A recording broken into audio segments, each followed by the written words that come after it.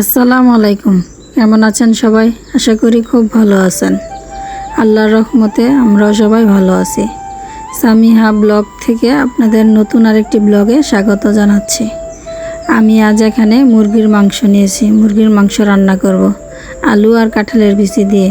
এজন্য কড়াইতে পরিমাণ মতো তেল দিয়ে এতে সমস্ত উপকরণ দিয়ে দিলাম। এখানে দিয়ে দিয়েছি রসুন বাটা, পেঁয়াজ কুচি, আদা বাটা, ধনিয়া বাটা, জিরা বাটা, দিয়ে দিচ্ছি গোটা মশলা, দিয়ে দিয়েছি হলুদের মরিচের গুঁড়া, দিয়ে দিলাম সামান্য পরিমাণ মুরগির মাংসের মশলা, দিয়ে আমি মশলাটাকে ভালো করে কষিয়ে নিব। এখন আমি এতে দিয়ে দিলাম মুরগির মাংস। মুরগির মাংসটা দিয়ে আমি ভালো করে নেড়েচেড়ে নিব। বেশ কিছুক্ষণ কষিয়ে নেওয়ার পরে এতে আমি দিয়ে দিব কাঁঠালের বিচি আর কেটে রাখা আলুগুলো, দিয়ে আমি ভালো করে মাংসটাকে কষিয়ে নিব। এদিকে আমি মাংস রান্না করার জন্য যে মশলা বেটে নিয়েছিলাম তা অনেকটাই বেশি হয়েছে, তাই আমি আইস বক্সের ভিতরে এগুলো রেখে দিচ্ছি।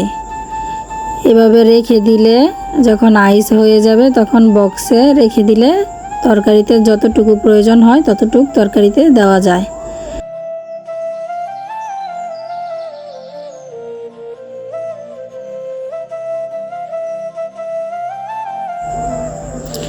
এদিকে আমি ঢাকনাটা খুলে মাংসটা একটু নেড়েচেড়ে দিচ্ছি। মাংসটা আর কিছুক্ষণ কষিয়ে নেব। আর আমি যে আইস বক্সের মধ্যে মশলা রেখেছিলাম তা ডিপ ফ্রিজে রেখে দিলাম। এখানে আমি চাল ধুয়ে নিচ্ছি, রাইস কুকারে ভাত বসিয়ে দেব। চালগুলো আমি ভালো করে ধুয়ে নিচ্ছি।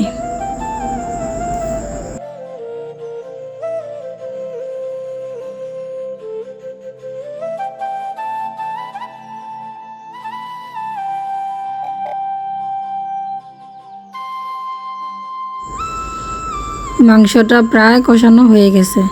এখন আমি এতে পরিমাণ মতো ঝোলের জন্য পানি দিয়ে দিব।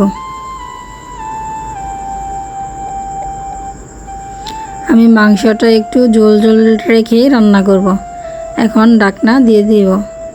বাইরে আমার মুরগিগুলো ডাকছে খাবারের জন্য। বাইরে তো প্রচণ্ড বৃষ্টি, তাই ওদেরকে আমি ওটাতেই দিয়ে দিলাম খাবার খেতে। আমার ভিডিও দেখতে দেখতে যদি আপনাদের ভালো লাগে প্লিজ আমার চ্যানেলটা সাবস্ক্রাইব করবেন, লাইক কমেন্ট শেয়ার করবেন।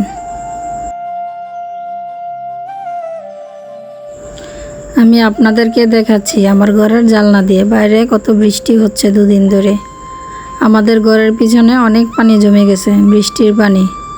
বৃষ্টির রিমঝিম শব্দ শুনতে কিন্তু অনেক ভালো লাগে। বৃষ্টি দেখে এখানে চলে আসলাম রান্নাঘরে। এসে দেখি আমার তরকারিটা প্রায় বলক চলে এসেছে। আমি এটা ঢাকনা দিয়ে দিলাম, আরও কিছুক্ষণ রান্না করব। এদিকে ভাতের পানিটাও গরম হয়ে গেছে। মুরগির মাংসটা প্রায় হয়ে এসেছে, আর একটু ঝোল শুকিয়ে নেব। এদিকে ভাতেরও বলক চলে এসেছে।